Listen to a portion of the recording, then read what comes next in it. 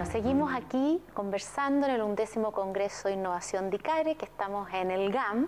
Entonces ahora vamos a conversar con Kenneth Dent, que en un ratito más se tiene que ir ahí a la sesión de Educando el Futuro.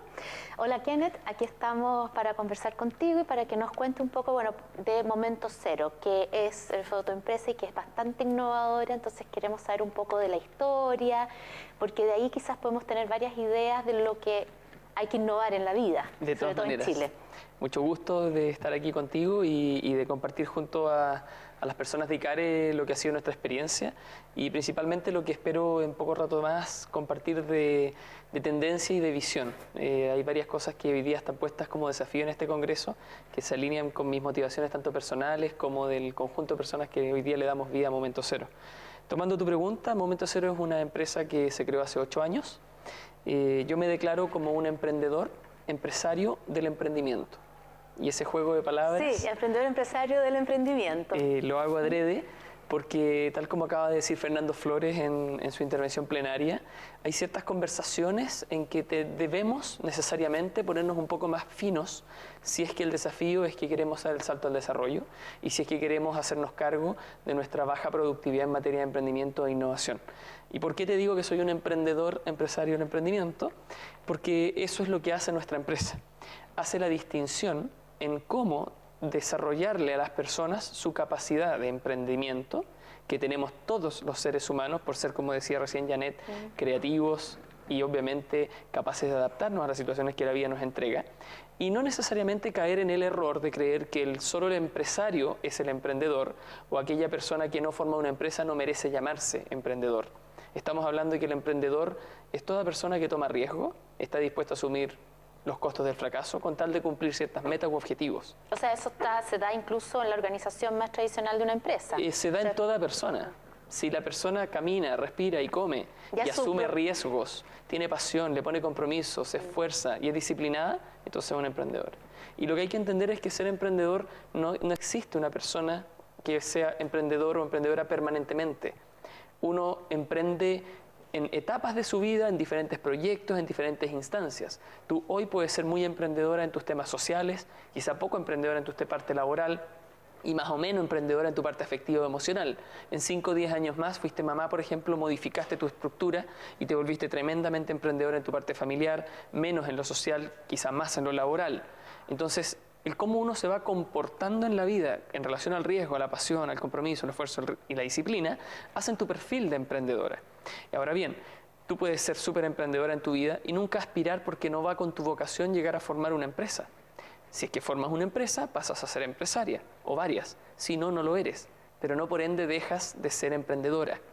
Y el emprendimiento es una actitud frente a la vida, que se debe y se puede educar a partir del fomento del denominado espíritu emprendedor que todos tenemos por el hecho de ser seres humanos.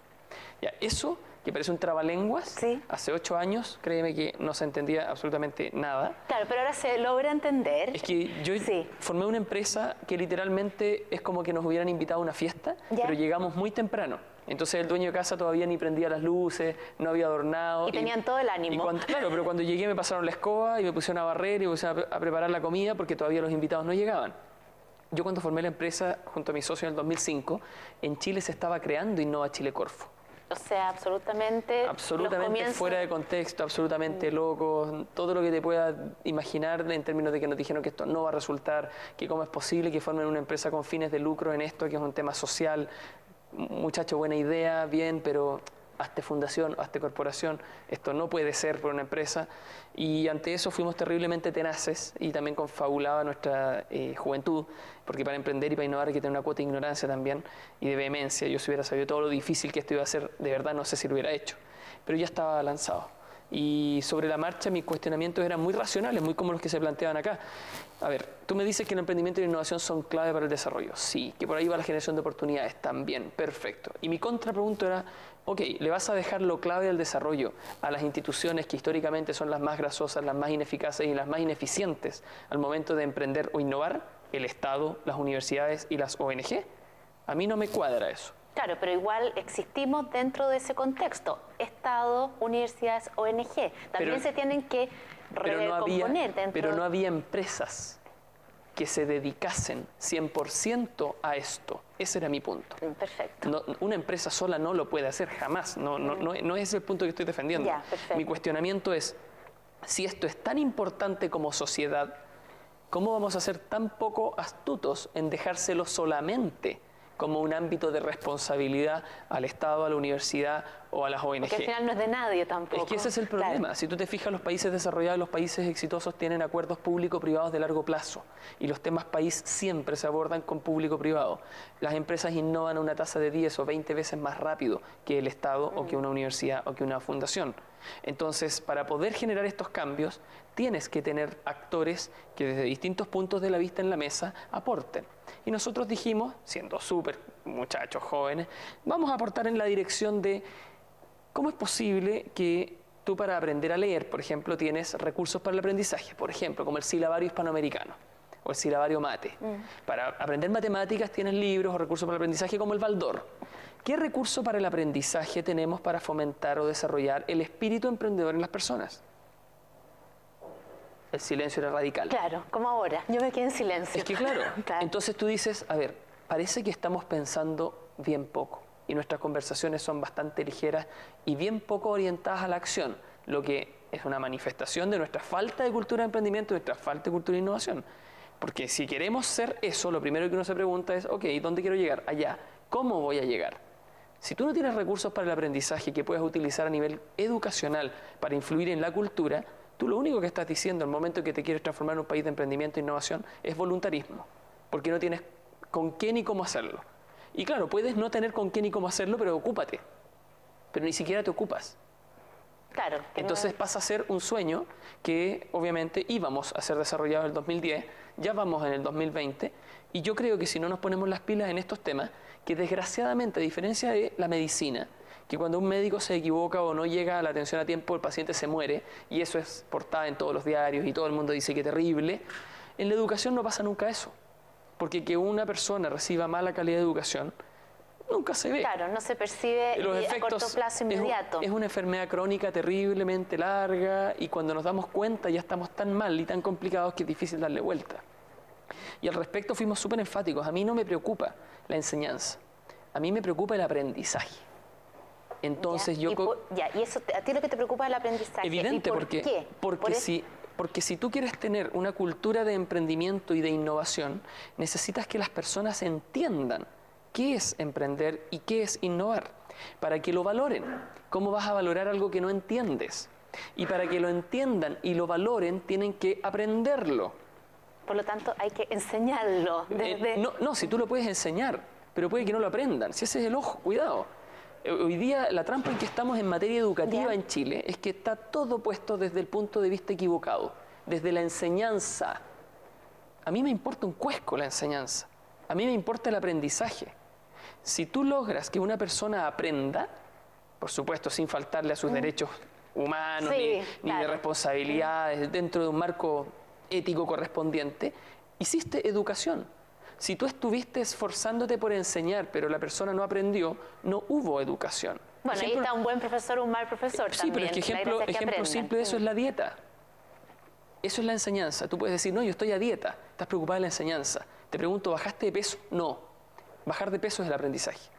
¿Me entiendes? Sí. Entonces, si lo importante entendiésemos que es el aprendizaje y no la enseñanza, efectivamente tendríamos discusiones de otro tipo. No estaríamos discutiendo, a mi juicio, cosas que son de quinto orden, de que con lucro o sin lucro.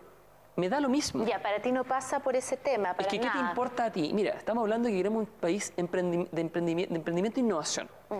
Cuando tú me dices que sin lucro, me estás quitando la mitad de las posibilidades de cómo iniciar caminos para llegar hacia donde queremos llegar. Yo prefiero que en vez de que me digas sin lucro, tú me digas lo que queremos es llegar allá.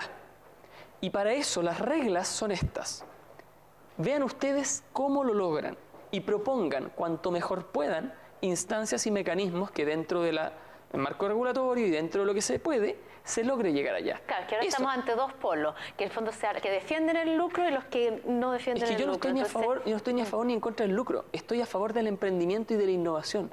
Y me aterra la discusión ideológica que no tiene un sustento de pensamiento un poco más elaborado, porque te garantiza a ti una educación sin lucro, que accedamos a una educación de calidad. ¿Te lo garantiza? No, lo que pasa es que antes estábamos hablando anteriormente algo similar en otro contexto, pero que es al final lo que rinde cuentas inmediatas, en la votación inmediata. Entonces, al hablar yo quiero una educación sin lucro, yo la quiero con lucro, vamos defendiendo puntos de vista que sirven para las encuestas, pero que no es lo que me sirve a mí como un ciudadano común y corriente que necesito educación, que quiero aprender, que quiero surgir, igual que un país que quiere pasar la trampa famosa del ingreso medio. Tú lo diste en el clavo. La discusión que hoy tenemos es una trampa del ingreso medio. Si tú me preguntas a mí, Kenneth Jent, ¿qué creo? Con lucro, sin lucro, no tengo ninguna herramienta porque no soy experto en la materia, pero solo mi sentido común me dice que me asusta que en una industria como la educación, porque es una industria, nos guste o no, cualquier actividad humana donde haya acciones es una industria. Entonces, en esa industria, que nos quieran cercenar la mitad y que no nos dejen operar en esa mitad, a mí me asusta desde el punto de vista del emprendimiento y la innovación. Porque ¿por qué yo habría de involucrarme si soy un talento en esa área, si es que no puedo percibir beneficios correctamente recibidos en ese sentido? ¿Me explico? Sí. Entonces, llevándote a lo que voy a hablar ahora en Educación para el Emprendimiento, quiero cuestionar varias cosas y quiero hacerlo desde el punto de vista de lo que a mí más me llena y más me apasiona, que es el deporte. Yo soy el que soy por mi familia, por la educación tradicional que recibí y en gran medida por el deporte. Y lo que aprendí del deporte son todas las cosas que la educación tradicional cartesiana, academicista, no te está entregando, como lo decían muy bien los panelistas anteriores.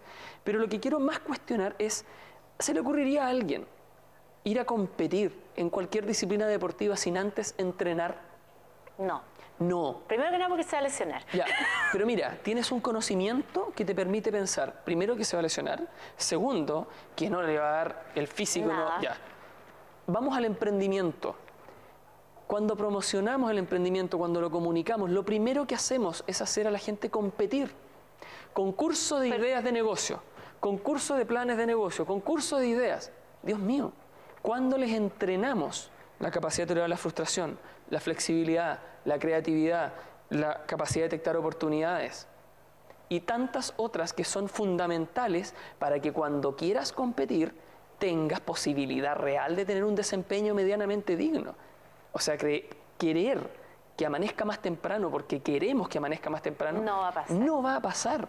Entonces creo que esta discusión de corto plazo en materia de educación para el emprendimiento es de perogrullo. Y ahora, viéndolo con el deporte, como, claro, el deporte es obvio, lo tocamos, lo vemos, entonces a nadie se le ocurriría una desfachatez como irte a competir sin entrenar.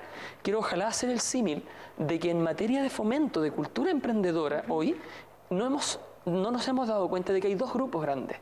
Y esos dos grupos están divididos por una pregunta. ¿Tienes ya una idea o un proyecto a desarrollar? Si la respuesta es sí, entonces entras dentro del espectro en el que, claro, business plan, canvas, inversionistas, aceleración, modelos de negocio y todo lo que sabemos que Silicon Valley, around the world, etcétera, etcétera, etcétera. Pero si la respuesta es no, ¿qué te doy? ¿Qué te doy? Ya, el abismo. Bueno, eso que te doy es lo que después es lo que marca la diferencia acá. Porque tú preguntas, ¿qué prefieres? ¿Emprendedores buenos con proyectos más o menos? ¿O emprendedores más o menos con proyectos buenos? La respuesta es una sola. Emprendedores buenos con proyectos más o menos. ¿Por qué? Porque esos emprendedores buenos con proyectos más o menos van a lograr mejorar esos proyectos más o menos en el caso que se pueda, o simplemente botarlos y crear otros buenos. Y quizás por eso el nombre de tu empresa de Momento Cero, porque sí, es partir desde ese momento cero. Efectivamente, y partimos mirando la educación, en específica la secundaria. Hoy día ya estamos transversales desde la empresa, institución pública, universidad, y seguimos en el colegio, porque el primer momento cero fuerte que uno tiene en la vida es cuando te haces cargo de qué vas a hacer con tu vida. Y eso es cuando vas a decidir qué vas a estudiar. Y ese es tu momento cero. Y nosotros partimos actuando allí. Porque no específicamente, ¿cómo? Es que no existen datos duros y nadie investiga estas cosas, pero pucha que sería bueno investigarlas. ¿Tú sabes cuál es la pérdida de productividad país que tenemos hoy día por la mala orientación vocacional de nuestros jóvenes al momento de acceder a la educación superior? Me imagino que es alta. Sí, ni siquiera hay número, pero yo creo que es horrorosamente alta.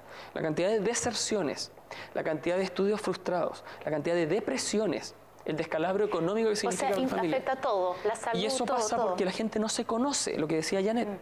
Tú vas a enfrentarte a una vida y no sabes quién eres, no sabes qué es lo que quieres, no sabes hacia dónde vas, porque las preguntas importantes para la vida no te las has hecho, porque no hubo esas conversaciones, ni al interior de tu familia, ni tampoco en el entorno en el cual estudiaste.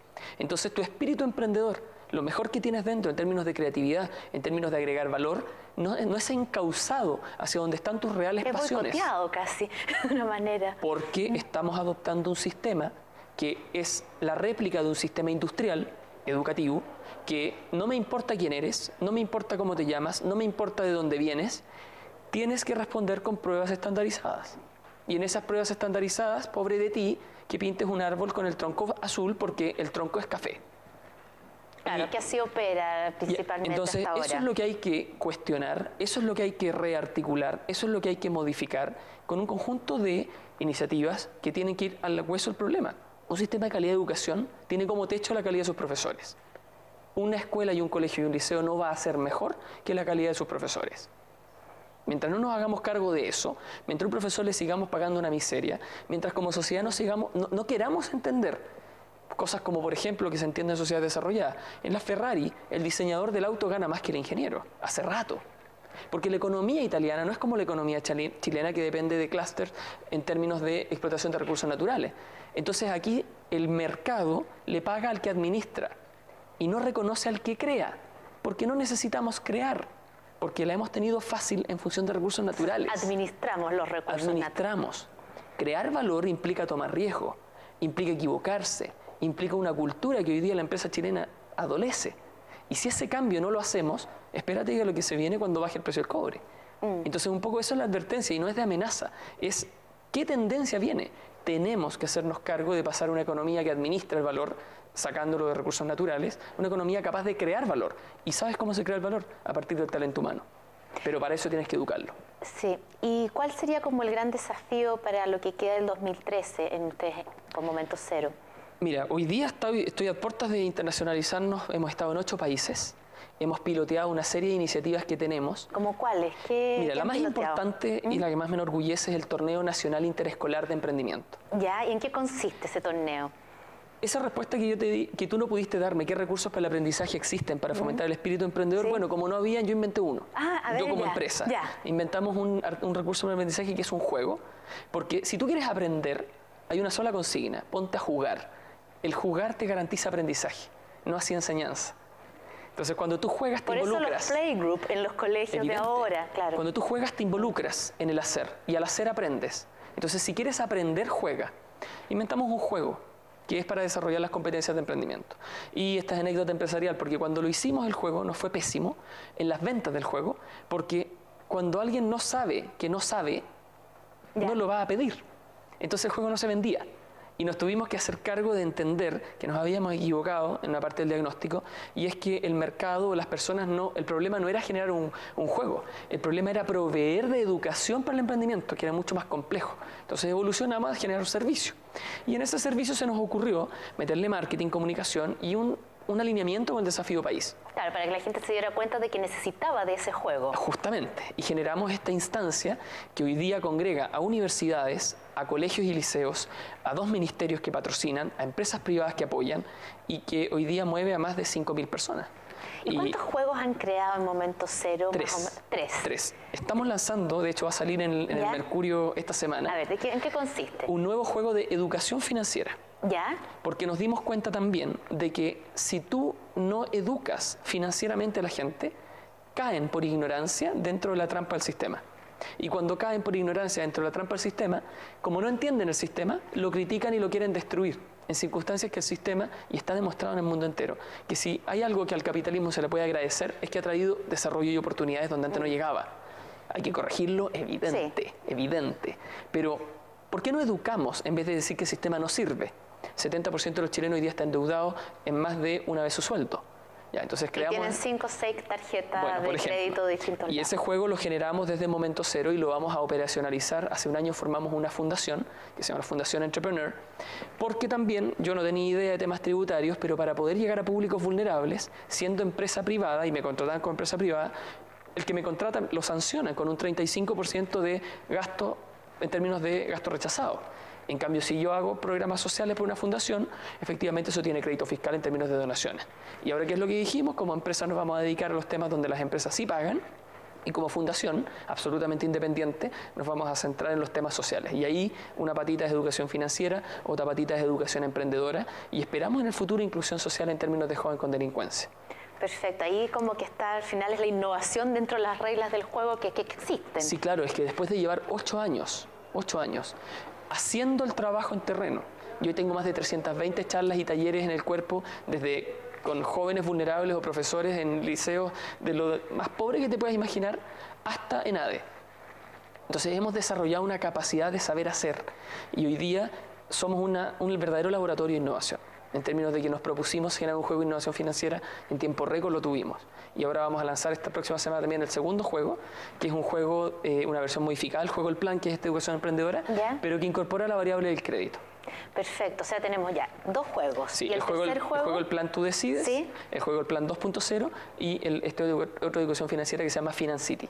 Perfecto, ahí son estos 3 juegos que al final nos van a ayudar a aprender también. Es que claro, porque en el fondo nos hemos hecho cargo, en la medida de nuestras posibilidades, qué cosas no te enseñan hoy en la educación. ¿Educación financiera te enseñan? No. ¿Educación para el emprendimiento te enseñan? No. Innovación, tampoco. No existen esas asignaturas. Todas las asignaturas que las escuelas y colegios no se hacen cargo, para mí son espacios de oportunidad. Y mi otro gran desafío ahora es poder internacionalizarnos formalmente. Tenemos un par de iniciativas, estamos cruzando los dedos que nos salgan, porque iríamos a mercados más grandes, especialmente en Latinoamérica. Ah, Latinoamérica, eso hemos estado en España, en Uruguay, en Honduras, en El Salvador, en Colombia, en Perú. Y ahora estamos esperando también que salgan ya proyectos formales más de largo aliento. Bueno, siempre hay un momento cero ahí para partir. Absolutamente. Bueno, 1.000.000 de gracias, Kenneth. Ahí ahora tienes que ir a tu sesión, Educando para el Futuro.